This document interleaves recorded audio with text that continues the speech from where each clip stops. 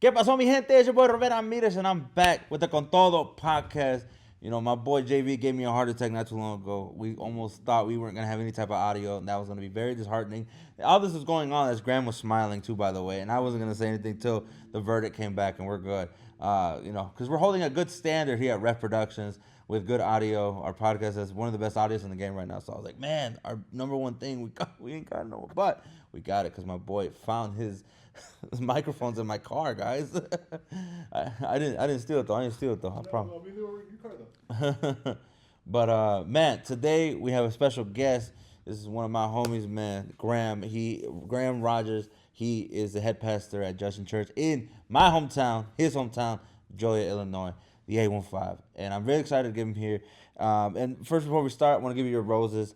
Graham and I have always had really good talks at work, and I had a very disconnection with God for a while. But meeting Graham and seeing how he is and how he is as his as being a Christian pastor or a pastor for Judson Church, and he's just very, very knowledgeable and broke things down that I didn't understand, and he figured out where my issue was with religion, and I think ever since then I genuinely had a better path with my relationship with God. So. But nonetheless, man, my brother, Graham Rogers. What's up, man? Well, Ruben, I'm really looking forward to this. JV has been a great guy here, so I'm looking forward to our conversation. Yeah, me too, man. Me too, brother.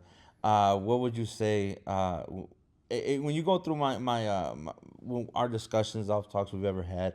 What would you say is like your favorite discussion that me and you've had that you're like, oh, you know what? Like that was. Have I ever maybe open your eyes on anything? So, Ruben, one of the things that I really love about having conversations with you is you and I fundamentally disagree about a lot of issues, from politics to religion to social issues, and yet we always come back to having a productive, respectful conversation. And while we're still going to disagree, it's important that we learn what the other person is actually saying and what he's not saying. Yeah, no, man. I mean, and you're one of the people that I actually enjoy talking to when it comes to stuff like this because. Well, I appreciate that. Just because, I mean, I'll be honest, bro. Ever since I really began pushing forward on my social medias and how my stances are on things, you're always gonna come across people that don't agree with you, and I've came across that tenfold, And one of my biggest gripes with everything was, anytime I mentioned anything with ICE or anything like that, I've always gotten death threats and whatnot, and I'd go to their profile and it would have a Bible quote there, and I'm like, man. You are not who you say you are, because I know a good Christian, and that is Graham Rogers. So you've always been, I would say, I think you're literally what I think, you know what I'm saying? Like when I think, oh man, who's a good Christian to talk to? I think about Graham. Well, it's interesting you say something like that, Ruben, because yesterday in our sermon on a Sunday morning, that's what we call my talks, is a sermon. And I was telling our congregation there are no perfect churches, because there are no perfect people. Yeah. Well, there is one perfect person, and we worship him. And so therefore, when we're trying to pretend to be someone or something we're not, that is when we are not reflecting Jesus or what God tells us to be like. And bro, like I said, you break it down in a way that people can understand. And because sometimes I people will come onto my posts and they'll drop their Bible quote here and there that they figured out on ChatGPT, and I'm like, bro, that's not explaining how your view is right versus, what we're, discussing, especially as of late, all the things that's going on in the world. I think people are getting closer to God, either getting closer or getting further away, just because there's such a divide, and the divide is heavy. Like it's really heavy, and I would hope more people would have open conversations with people, ask questions.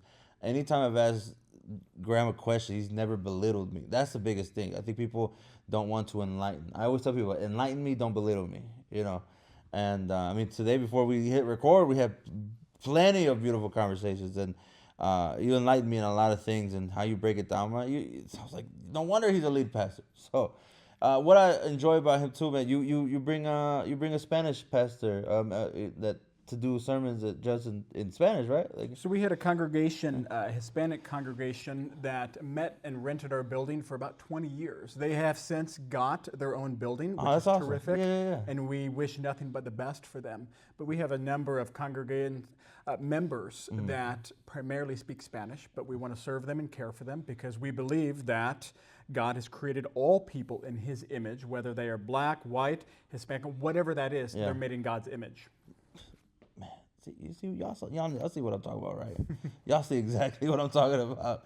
And actually, you know, when I do these shows, these podcasts, I always do something like I'll have some type of set decoration or I change something up about myself that reminds me of you. And I was like, bro, this is perfect. I haven't had a chance to wear this yet. So I was like, I'm going to wear it one day. I don't know when, but I'm going to wear it. But this was a perfect time. I thought about it.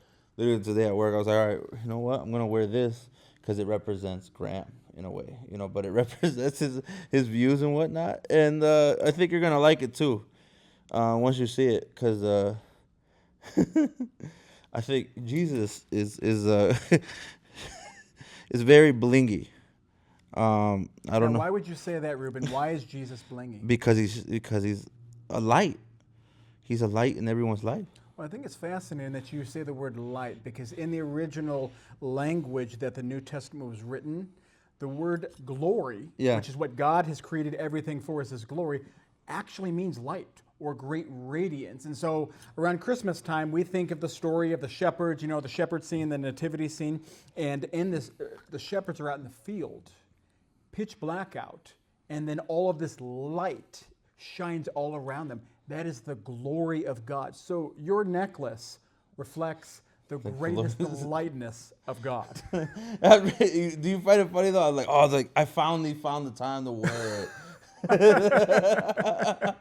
It wasn't gonna be at a club. I was like, it's not appropriate for a club, but I was gonna find that. I found it. It was I'll be honest. I got it on TikTok Shop. I was like, oh, that's really cool. I was like, all right, I'm gonna wear it. Don't worry. Yeah, it's like $50, so it wasn't crazy. But I was like, I know I'm gonna wear it one day, you know. But yeah, I was like, man, I think Graham gonna like this jewelry. Did you see my recent reel where a diamond jeweler has followed me for a while, and I came to my show and he gifted me a piece of jewelry? I did see that. You weren't in Joliet area. Where were you at when you got that? Batavia. You were in Batavia. Yes, I was at the comedy bar over there. Oh, that's fantastic. That was my first piece of real jewelry. So I'm curious, how did you respond? So he brings this to you. Yeah. How do you respond? What do you say? What do you do? I can't. There's nothing that in that time that I could have done to feel that I have reciprocated the love right then and there. Just because, I mean, you get shown that something customized, something, and it's not even necessarily the value of what that piece costs to that person, but what the most expensive thing to me was like the thought of it, like the love that came out of it, because no one just makes that for anybody. The fact that this gentleman made this out of my old logo, like, and just thought about just making it, like, that's more pricier than that. And like, the value of it, money, it was, you know, a good amount, but what I'm really like in debt to was the love that he showed. Like, that's how I feel. Like, you know what, I need to keep doing what I'm doing, because he's told me, he's like, man, I was going through depression, I was going through it, and I would just watch your videos all day, make me laugh, boom, boom, boom, it would help me. So like, you never know who's watching. So you're saying you don't see that as a way of reciprocating the gift he's given you, but as a way of expressing the love that you have for him. Yeah, Is that right? Yeah, because like, but it's almost a reminder that I'm doing what I think God has sent me to do: make people laugh.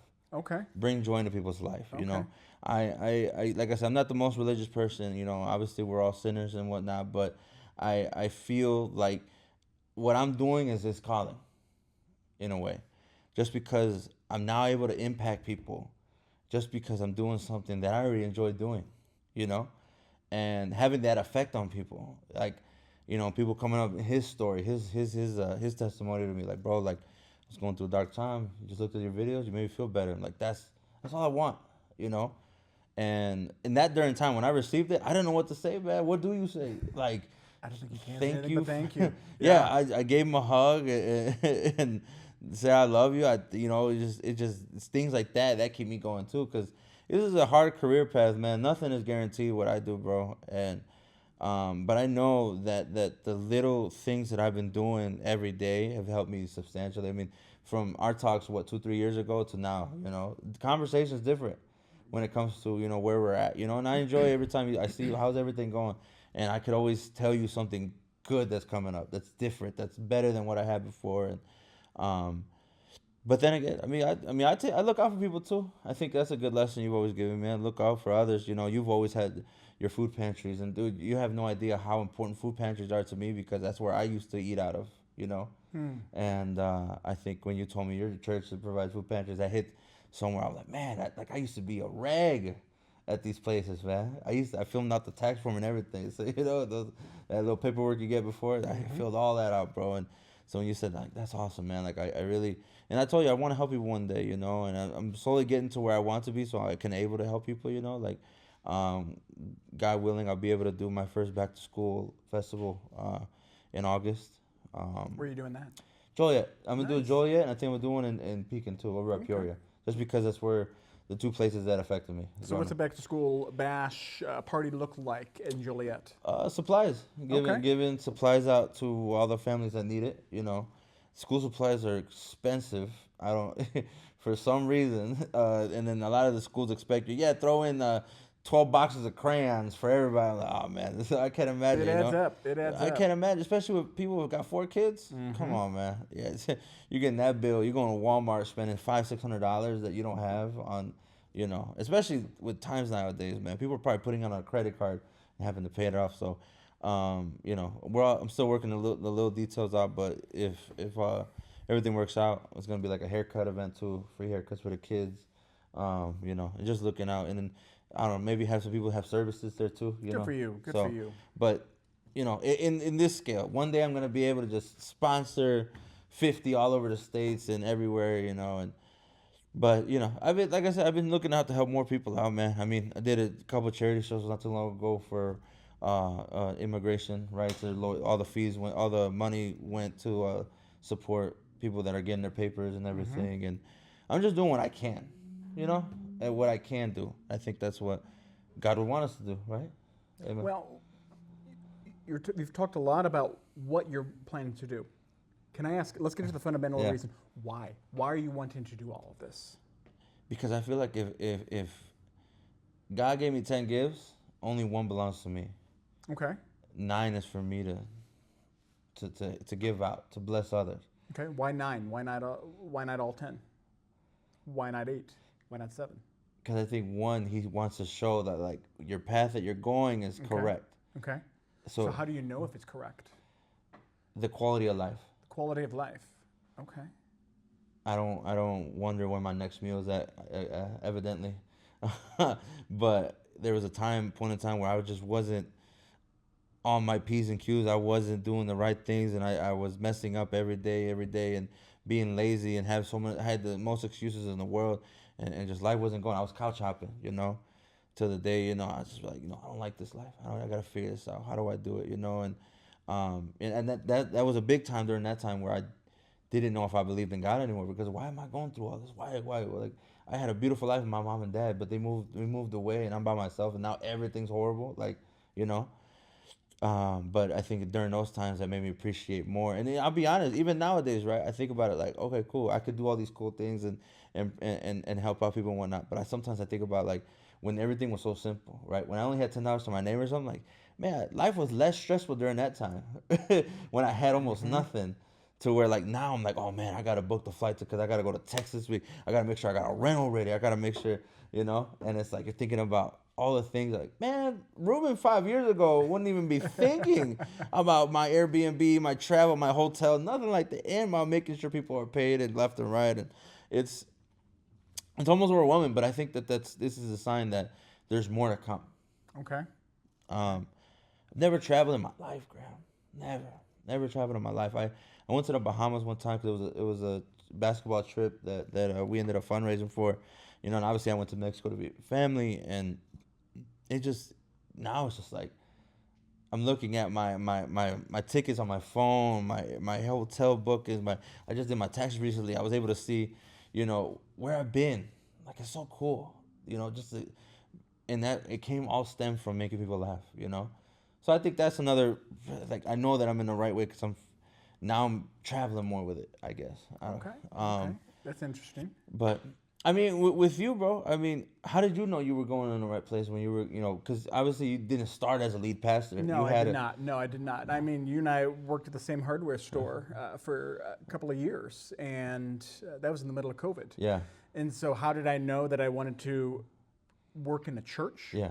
It's because I believe the Bible is true. Mm-hmm. I believe God is real, and I believe the Bible is true. And so I've had this desire to lead, this want to help lead people, to talk to people about Jesus. Kids ask me all the time. My kids ask me, so Dad, why do you like your job? I get paid to tell people about Jesus. I get paid to help people, to serve, as well as to teach the Bible, what it says. What better job could there be than that? Yeah. So I absolutely love it. And do your kids ever have questions that you're like? Absolutely, absolutely, yeah. My oldest kid, he did not become a Christian until a couple of years ago. And one of the things that my wife and I refuse to do is we're not going to force our kids. We're going to teach our kids. We're going to lay down what the Bible says, but we're not going to force them to believe, so that way as soon as they walk out the door, I want nothing to do with that. And one of the other mantras, if you will, one of the rules that my wife and I try to live by is we want to be consistent. So what people see on stage with me on a Sunday morning is the same Graham that they get at homes. Because my kids see me when I'm at my best, and my kids see me at my worst. And so I want to be the quickest to ask for forgiveness. I want to be the quickest to apologize when I've messed up, because my kids know I mess up often. So I think that is one of the issues that our society has, not just in religion, but in life in general, is we're not the same person throughout our entire lives. We have all of these compartmentalized different people, if you will. And so I believe the Bible tells us to be one type of person. You know what's wild? What's that? That's how it is in the comedy world. How so? Because a lot of people, you'll notice real quick what's an act and what's not. I think the most natural comedians are the same people that they are off the stage as they are on. The most real ones, I would say. There's been plenty of times where you'll see a comedian and he'll act like a character, but then he'll come off and he's like totally different. Just shuts it up. Like, oh, so that wasn't you? Like, but you could tell it's an act. The funniest comedians are the same people that are able to have this same personality they do have on stage, because you're just natural. You have the gift of gab, per se. And that's so ironic, because the word that we get from hypocrite is the Greek word that means mask, to put on a mask. The ancient Greeks would put on masks as they were performing shows, and they called it Hippocrates. And so the Hippocrates, they were actors, and so they were a different person on stage than they were in real life. So it's fascinating and interesting to know that the best comedians have integrity. Yeah. Do you know where we get the word integrity from? No. That comes from the math term, which means integer or whole number. A person with integrity is whole. So Reuben on stage is the same Reuben as he's sitting across from you at the local coffee shop. Yeah. So that is being a person of integrity. But it's crazy. Like you started saying, like, oh, I'm the same person on the mic that I am on this. So you get on the mic too. You're pretty much. Were you comfortable? No. In the beginning? No, I do not like public speaking. And so actually when I was a sophomore in high school, I had to give a 5-minute speech. And I was so terrified, I even wrote out my speech. And for word for word, in the first 30 seconds to a minute, I froze. The entire class had to say, Graham, come on, you can do it, you can do it. And I got such stage fright, I wouldn't speak. Even to this day, I get nervous before I go on stage every single Sunday. Is it noticeable? Is it noticeable? To those that really know me, yes. Gotcha. Yes. Yeah. But once I'm up there, I really enjoy it because I love the material. I've got good material to work with the Bible. Man, see, this is material, bro.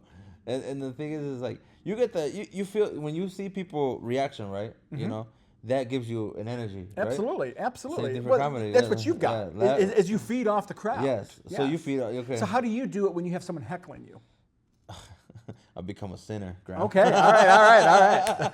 I become a sinner real quick. Do you go after him? Yes. All right. Just because, I go for rude for rude, right? Like I guess what would you say? Eye for an eye, I guess you would say. Oh, Yeah. oh, you want to be rude? I could be rude too, you know. Okay, all right. But like, it's almost like a thing that like I always kind of look at it like, man, everyone here paid $30 to come see me, and you feel like you're that one person that can just speak out or not even have some type of mannerisms. Like, all right, everyone's here on a night out. Someone probably spent $100 on a babysitter, and like they don't want to hear you. They want to they want to see me.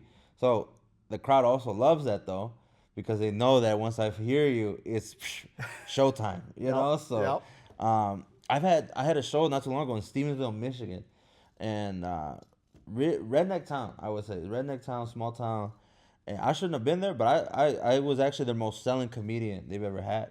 Why do you think it is? That was different. Different. Okay. People are intrigued. Yes, they're like, what is this?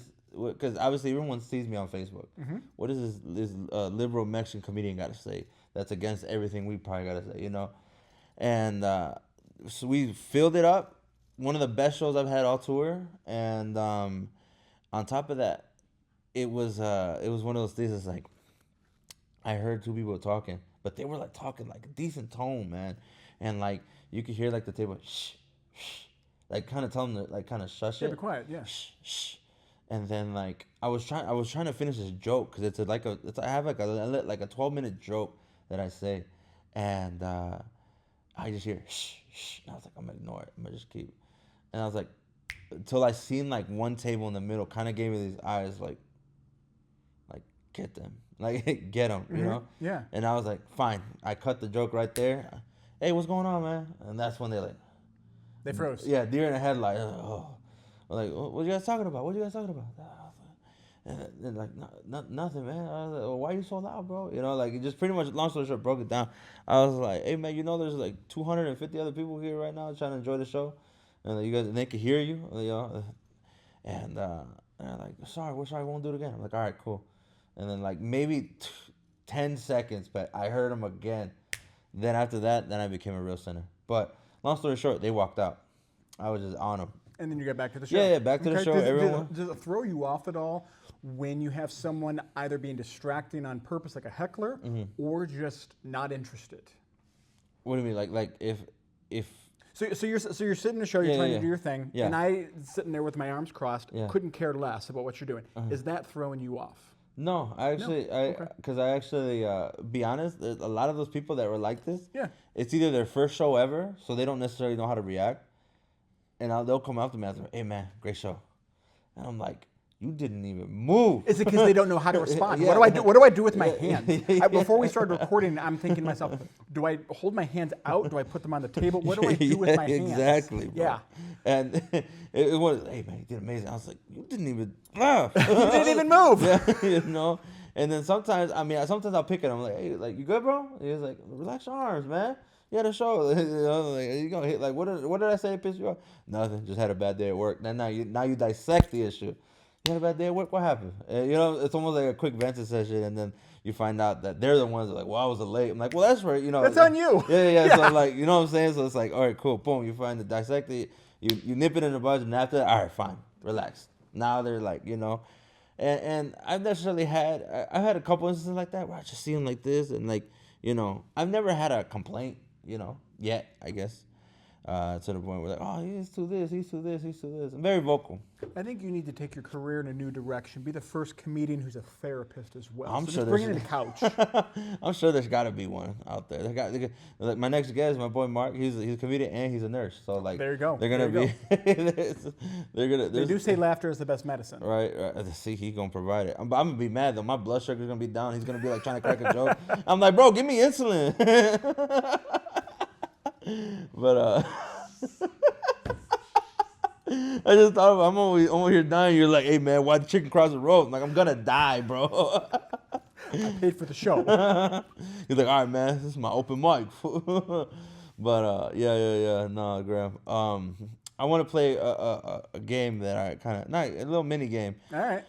It's called "What Would Jesus Do?" All right. It's like they made bracelets about that and T-shirts back in the 90s. Did you like that? No, I didn't. No, I didn't get into that. Right, because it's like questioning him, right? In a way, would you say? Yeah, they're trying to get at how would Jesus think about this particular situation. And I think it was a quick scapegoat. Like I think anytime you would think, like, what would Jesus do? Yeah. You know, like, and like you're trying to think like, well, he wouldn't do contrary to what I believe because I am him. You know. We do like to make Jesus into our own image, which is kind of going backwards on what the Bible talks about.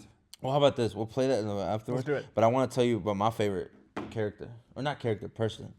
Peter. I was talking to you about. Tell me about Peter. Peter, man. I think I was telling you, and I don't know if I made any sense, but I feel like Peter is all of us because Peter was so loyal to Jesus to the point he cut someone's ear off for him, you know?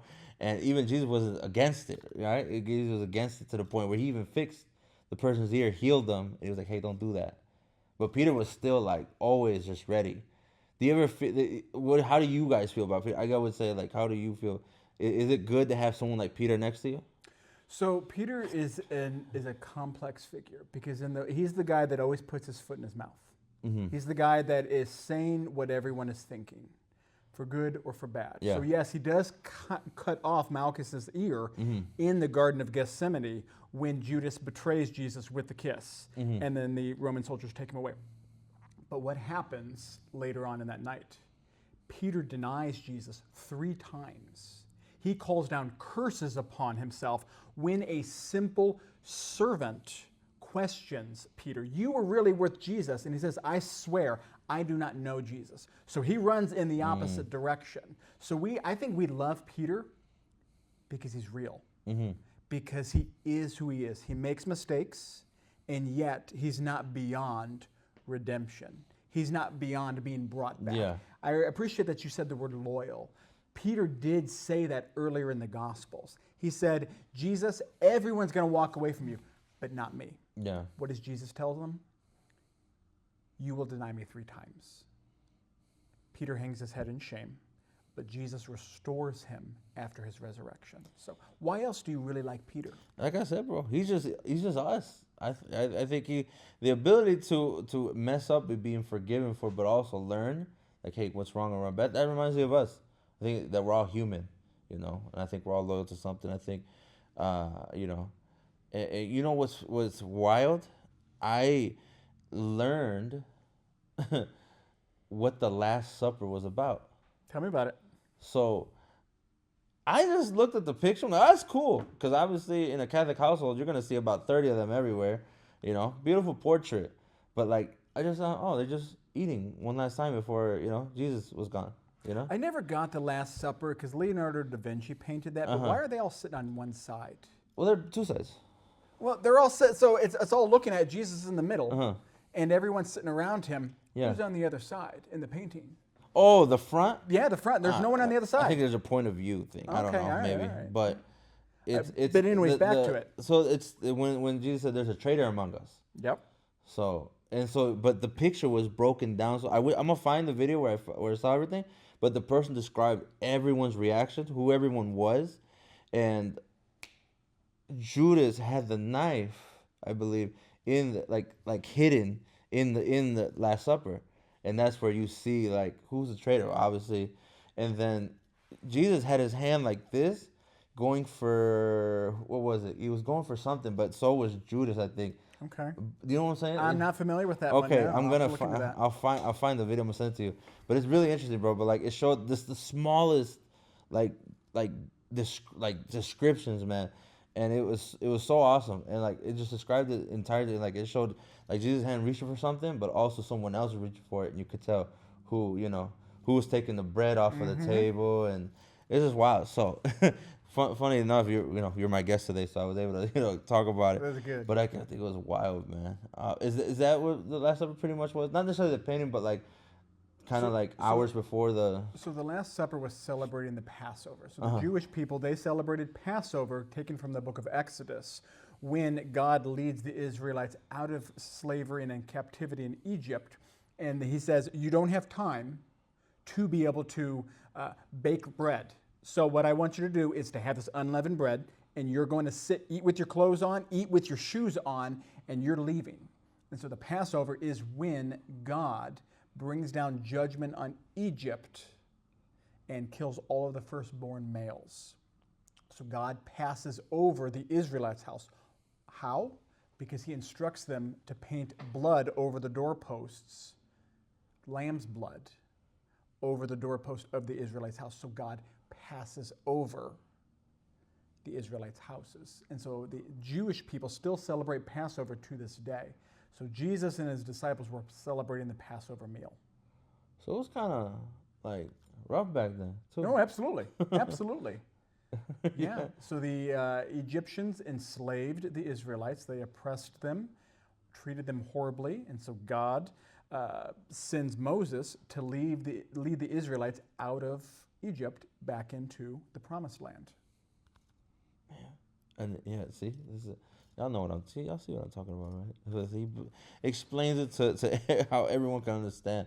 And Moses, the part of the Red Sea, right? Moses part of the Red Sea. Man. Yeah. Well, God did through Yeah, Moses. yeah. Yeah. You know. So on that ship, they couldn't add more animals. Well, that was Noah, and he said taking 2. He could have done more, but it's kind of the kind of my kids told me a joke. Dad, how many animals did Moses put on the ark? It was Noah, not. Yeah. Yeah. So that was a couple of books. That was a book before. Okay. And okay, then I had this too. One time it happened. Is there a cutoff on the books that no longer serve you guys? Like is like every like you got your different. You got Exodus. You got everything, right? Is there a new Bible per se, like new? So there's the Old Testament, Old Testament, New Testament, and the New Testament. So do you still follow Old Testament? So you have to define what you mean by follow. How passionate you are about the Bible. So I believe that the Bible, there's one book that exists within 66 books, 39 books in the Old Testament, 27 books in the New Testament. They are all telling one grand story on how God rescues his people from their enemies, ultimately their sin. So the Old Testament is telling the story leading up to the climax of all history, which is Jesus. Now, you might be asking, so are Christians called to follow all those laws? Why do you have a shirt that has polyester and cotton on it? Are you breaking those laws? Someone actually was, one of our congregation members was actually texting me a question about eating pork on my way over here. And so the way I explained it was God had set up the rules and laws in the Old Testament to completely set apart the Israelites from all of the other Gentiles. The word set apart is where we get the word holy from. You might have heard the word holy, Holy Saturday, Holy Day. That just simply means set apart. So God wanted to set apart the Israelites so that all of the other nations would be jealous and want to go and follow God. He wanted to bless, to make Israel prosper so that all the other nations would look at, this is Israel's God, Yahweh, let's follow him. Does that make sense? Yeah. Okay. This is a lot, bro. That's a lot to unpack there. Yeah. So the New Testament, though, it's New Testament followed more, though. Would you say? Not necessarily. No. So there was an ancient heresy in about 100 years or so after Jesus died and rose again. There was this guy named Marcion, and Marcion hated Jewish people. He wanted to get rid of all of the Old Testament and most of the New Testament, anything that portrayed Israelites, Jewish people in a positive light. So there are some religious people today that want to get rid of the Old Testament. Say it's too bloody, it condones all of these bad things, but they're not reading it in context. Let me give you an example. If you were to send me a text, Graham, can you meet me at this place in Tinley Park? If you were to send that to me 2 years ago, I would have no idea what you're talking about. Why would I have no idea what you're talking about if you sent me the text, Graham, meet me in Tinley Park? Why? Because there's no, this doesn't exist? Yeah, there's no context. Yeah. Why is there a context today? We're meeting here in Tinley Park because we've agreed to have this conversation today. Context is everything. Why are there two guys sitting on the other side of the room? Because they're here for a particular reason. Why is the Old Testament in front of the New Testament? There is a particular reason. The Old Testament is pointing towards the New Testament. So I've had someone argue, like, hey, Please. I've had someone argue, because I see the biggest thing with all this going on right now is like I always bring up honor thy neighbor, honor thy neighbor. Do we honor them if they're an illegal immigrant? Do we honor them if they're an immigrant? Do we honor them? And that's been one of the biggest like arguments between me and the people that go with me at social media. And there was one time it was brought up that I brought up. I forgot. I'm really bad at this, but I think it was in Exodus, but it was talking about how you take in a refugee if they're your own, right? Am I going around the lines? So this is in Leviticus. Okay, Leviticus. Okay, it was. I know it's a long word. That's okay. That's okay. But it describes that you take somebody, a foreigner or a refugee, you take them in as your own, Yeah. right? I use that as an argument. And then someone said, we don't follow we don't follow Leviticus. Old Testament versus New Testament. Is that? So what we need to do is we need to put Leviticus in its proper context. Okay. It was written by Moses, an Israelite, to the Israelite people. Israel was a nation at the time that is far different than Israel is today. And so God had set up these laws within ancient Israel for a particular reason. And that was to set them apart as God's people. When people pick and choose certain verses out of Leviticus without putting it in its proper context, that's when you get all kinds of disagreements, all kinds of hate-filled speech. But you are correct when you said earlier about honoring thy neighbor. That comes from Leviticus, I believe, chapter 19, when it says, love your neighbor as yourself. Jesus actually summarizes that in Matthew chapter 22. That the first commandment is to love God with all your heart, body, mind, and strength. And the second is like it. Love your neighbor as yourself. So yes, Christians do not have a reason to oppose or to disregard the command to love your neighbor. Some people might even ask, so who's my neighbor? Well, Jesus actually answers that question when he talks about the parable of the Good Samaritan. Now, the Samaritans and the Israelites hated one another. Think of some of the most hate-filled groups against one another. That was how the Samaritans and the Israelites viewed each other. The Good Samaritan took care of a man who was beaten by robbers and left for dead. Jesus holds up the Samaritan as a person who loves his neighbor. So my question for you is, why do you think Christians struggle to love their neighbor? Because they're different, no? Because they're different. In what ways? Ideologies? Could be. You and I have different ideologies, do we not? Yeah. We fundamentally disagree on many things. And yet, why are we sitting here having a respectful, civilized conversation? Which, by the way, do you know where the word civilization comes from? It means polite. So when you're being civilized, you are acting polite. And so why can we have a civilized and polite conversation even though we fundamentally disagree about some of the most important issues of life? Because we're all God's children. Are we? I might disagree with that even in that statement. I believe we are all God's creation. But the Bible does talk about only those that are Christians are God's children. Now, does that mean that people who are not Christians should be disrespected? Not at all. Because you are God's creation, you were made as a tiny mirror to reflect God's goodness. So again, why else do you think people, or Christians in particular, struggle to love their neighbor? Ideology is one reason.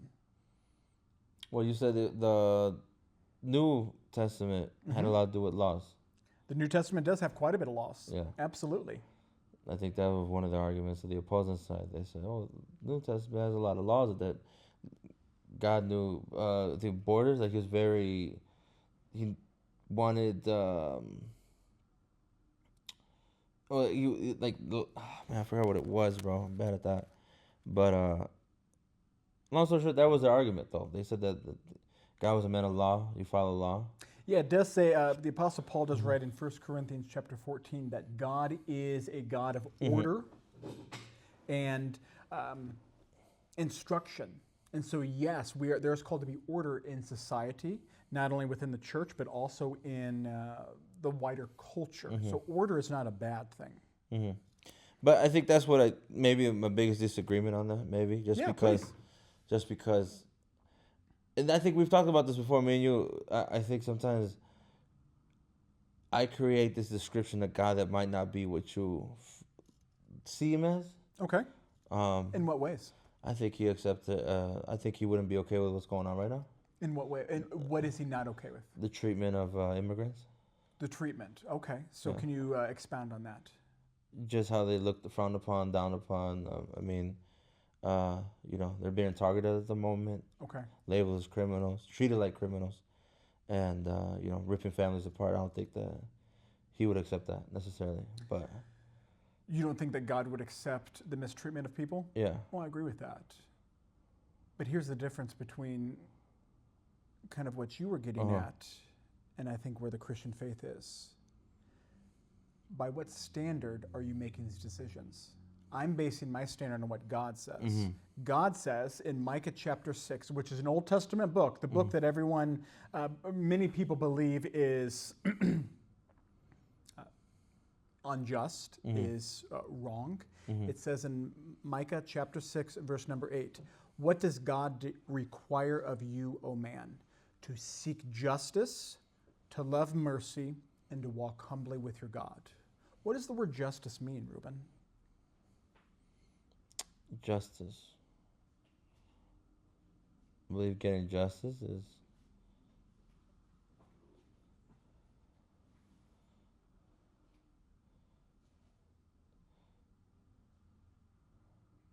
when something bad happens, you want justice to happen. You want someone to get what they deserve. Get what they deserve. Okay. You said something bad. What's the opposite of bad? Good. Good. So justice is doing what is good or what is right. If you and I fundamentally disagree on what is good or what is right, who is to say what is right? We make laws as a country that we change. So was the law right back then and the law is wrong now, or vice versa? Who is to say what is right? Because in Nazi Germany in the 1940s, collectively, they believed that evil atrocities were acceptable. Were they wrong back then? I would say yes. But what am I basing that conclusion on? I'm basing it on God's Word, that God's Word transcends culture, time, and the opinions of man.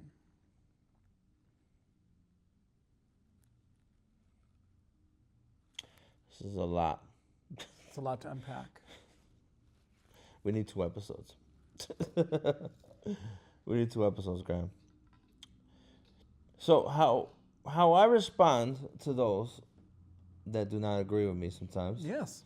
Because you know how my feelings are with a certain group. Do I let them continue them being them, or do I go about my way and attack them as far as verbally? Do I let them, you're asking, do I let them do what they do, or do I attack them? Pretty much what I've told you, right? What I've told you, when I get the death threats and whatnot. I don't necessarily say that, no, I'm going to kill you before you kill me. But I say, I'm like, I'd like to see you try, necessarily. Like, Okay. Is that just as bad as them coming at me first? Are you taunting them? It appears to be. Yeah. Is it good to taunt? I just feel like it's not letting my guard down. Okay. Because I'm be honest, Graham, I have it on me. So when if anything were ever to happen, if I don't have it on me, my friend does, and I don't ever want to go to violence, but when you start, I think people say, my buddy said, hey, you're trying to get death threats, you're making it. You're doing well now. People do not like your point of view to the point that they actually want to take you out, which unfortunately I don't think you should, or anybody should ever get taken out for their personal opinion. Ever. So violence is never okay. Back in the day it was, wasn't it? I don't know, I'm asking you. You're in the hot seat here. Yeah. So is violence ever okay? Yeah. You just said it's not. Someone shouldn't be taken out for what they believe. What if what they believe is evil? Who's to say it's evil? That's what I'm asking you. What are you basing your decision on, your conclusion of what evil and what good is? What if you change your mind? So one day, I'm gonna say that after. So, because there's so much things getting exposed right now that I'm not gonna say on here, but I'm gonna ask you afterwards. But it's like to see, man. I can't. I'm trying to be so particular because I don't want to. You're being precise in your words. Because you have an IQ of 1,000 million, and you know it, and you know when to say and when not to say. When you told me, like, if I don't know much about it, I'm not gonna say anything. So where I told you, I'm like, man, if I even have 10% of the thought, I'm gonna just spew it out regardless. But you're like, no, if I don't know a lot of it, nah, it shouldn't be said. So I'm over here thinking, fine, who is the one that determines something is evil? That's a good question. But do you know a good person from a bad person?